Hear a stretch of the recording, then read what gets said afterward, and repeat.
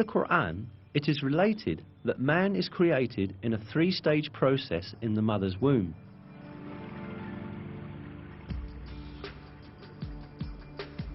He creates you stage by stage in your mother's wombs in a threefold darkness. That is God, your Lord. Sovereignty is His. There is no God but Him.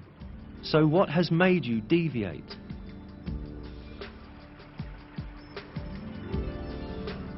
As will be understood, it is pointed out in this verse that a human being is created in the mother's womb in three distinct stages. Indeed, modern biology has revealed that the baby's embryological development takes place in three distinct regions in the mother's womb. Today, in all of the embryological textbooks studied in the faculties of medicine, this subject is taken as an element of basic knowledge.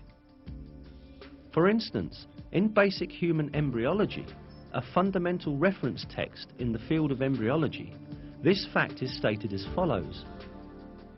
The life in the uterus has three stages: pre-embryonic, first 2.5 weeks, embryonic, until the end of the 8th week, and fetal, from the 8th week to labour. These phases refer to the different developmental stages of a baby. Information on the development in the mother's womb became available only after observations done with modern devices.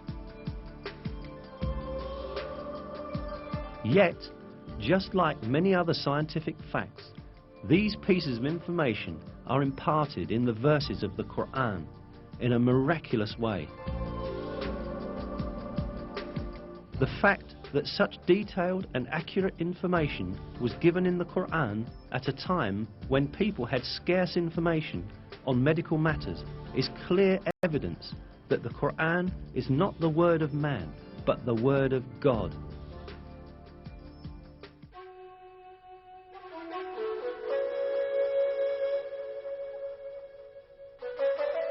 Another miraculous aspect of the Qur'an is that it revealed beforehand a number of important events that would occur in the future. The 27th verse of Surat Al-Fath, for example, gave the believers glad tidings that they would conquer Mecca, which was then under the occupation of pagans.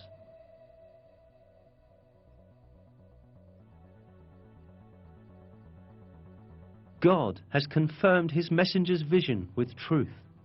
You will enter the Masjid al-Haram in safety, God willing, shaving your heads and cutting your hair without any fear. He knew what you did not know and ordained, in place of this, an imminent victory.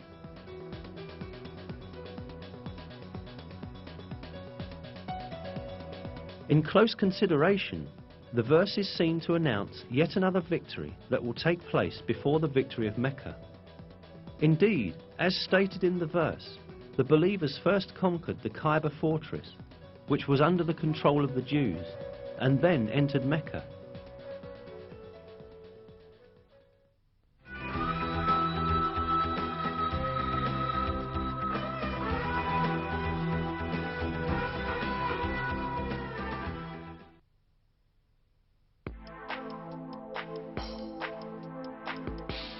Another piece of news that the Qur'an gives about the future is found in the first verses of Surat Ar-Rum. In these verses, it is stated that the Byzantine Empire had met with a great defeat, but that it would soon gain victory.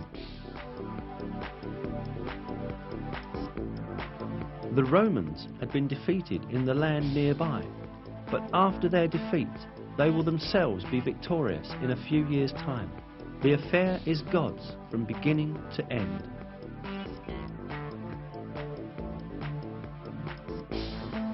These verses were revealed around 620 CE, almost 7 years after the severe defeat of Christian Byzantium at the hands of the Persians, when the Byzantines lost Jerusalem. Yet it was related in the verses that Byzantium would shortly be victorious. In fact, Byzantium had then suffered such heavy losses that it seemed impossible for it even to maintain its existence, let alone be victorious again. Not only the Persians, but also Avars, Slavs and Lombards posed serious threats to the Byzantine Empire.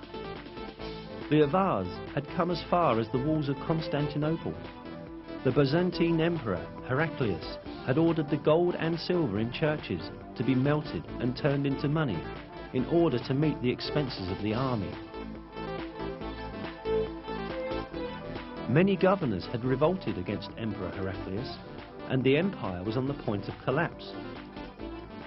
Mesopotamia, Cilicia, Syria, Palestine, Egypt and Armenia, which earlier belonged to Byzantium, were invaded by the idolater Persians. In short, everyone was expecting the Byzantine Empire to be destroyed. But right at that moment, the first verses of Surat al-Rum were revealed, announcing that Byzantium would gain triumph in a few years' time. Around 7 years after the revelation of the first verses of Surat al-Rum, in December 627 CE, a decisive battle between Byzantium and Persian Empire was fought at Nineveh, and this time the Byzantine army surprisingly defeated the Persians. A few months later, the Persians had to make an agreement with Byzantium, which obligated them to return the territories they had taken from them. At the end, the victory of the Romans, proclaimed by God in the Qur'an, miraculously came true.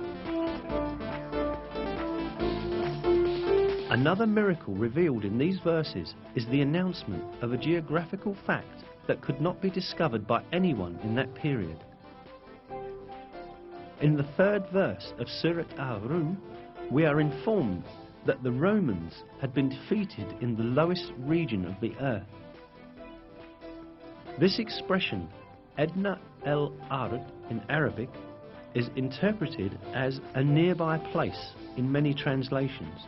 Yet, this is not the literal meaning of the original statement, but rather a figurative interpretation of it.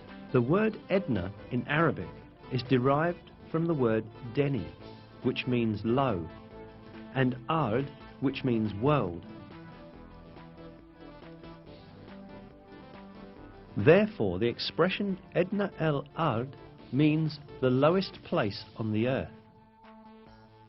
Most interestingly, crucial stages of the war fought between the Byzantine Empire and the Persians, when the Byzantines were defeated and lost Jerusalem, had really taken place at the lowest point on earth. This specified region is the basin of the Dead Sea, which is situated at the intersection point of the lands belonging to Syria, Palestine and Jordan.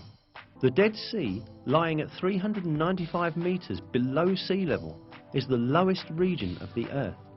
This means that the Byzantines were defeated at the lowest part of the world, just as is stated in the verse.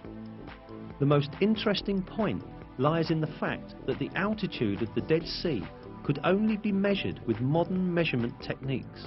Before that, it was impossible for anyone to know that it was the lowest region on the surface of the earth. Yet, this region was stated to be the lowest point on the earth in the Qur'an. Hence, this provides another evidence that the Qur'an is divine revelation.